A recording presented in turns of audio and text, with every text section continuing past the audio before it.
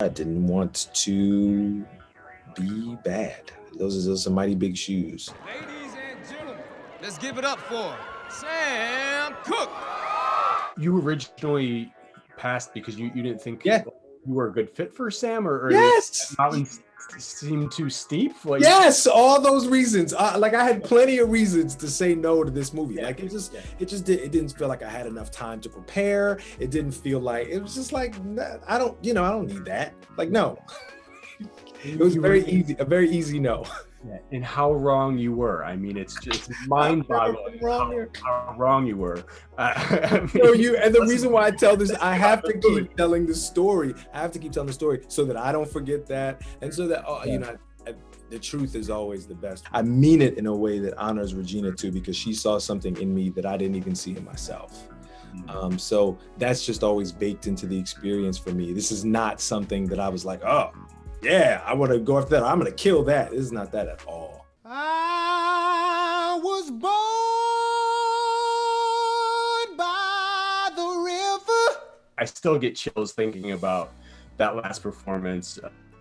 She's gonna come. It is such an emotional sequence. What can you say about capturing that and the emotions you were encountering through that? I mean, I can just say that I'm grateful to Regina, to our first AD, for the way the movie was scheduled, just the way that the shooting schedule went, because we shot that on my final day in New Orleans. And so I had, Sam was never closer to me than he was on that day, thanks to all of the interrogation of that hotel room, the scenes we shot out and around New Orleans, the things that help you create a character in a movie. Of course, you start with the words, the script. But right after that, it's really the actors that you're in the scene with help tell you who you are. If you're listening and you're sensitive enough. So those arguments with Kingsley, those moments with him throughout the movie, told me who I was, told me who I needed to be, who Sam was. That's the beautiful thing about filmmaking or storytelling. No one really gets to see the things that happen behind the scenes. So it was, a very delicate moment that we had to take our time. Some takes were where he didn't sing at all. He just kind of stood there and just listened to the music, and then just kind of came in at certain places once, I had there's camera movement. So he knew that once the camera got to a certain place, he could start to sing again. What's particularly special about that for me is that so often when we're shooting these music films with music, they're pre-recorded and the actor is lip syncing to, even if it's to their own recording, but they're lip syncing.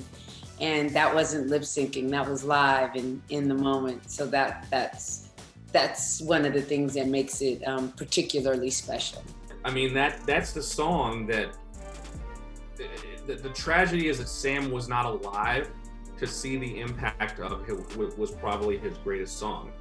And I thought there was something almost mystical and surreal about that Malcolm wasn't alive to see the publication of the autobiography of Malcolm X, which really opened him up to a whole different generation and gave people a different understanding of him. And Sam Cooke was not alive to see the impact of this song. He only performed it live one time on the Johnny Carson's Tonight Show. That was it.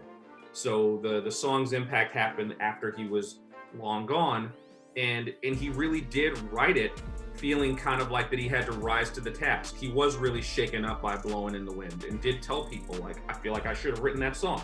So the fact that not only did he rise to the occasion, he far exceeded that and spoke to something that really gives chills, to all of us.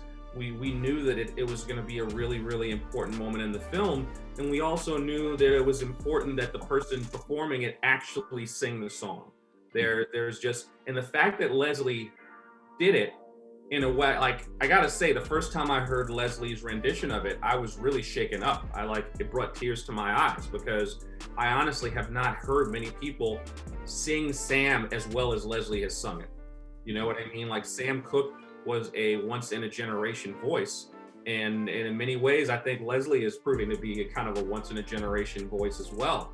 And so it was just such an exciting thing to hear something that it seemed like a Sam Cooke song, but Leslie was able to channel Sam, but also put his own little twist in it. It was really really special moment. The crew was applauding when he finished, because that's the thing, is that even though you loop in audio later, Leslie did sing it. Yeah. When we were recording. So it was really something.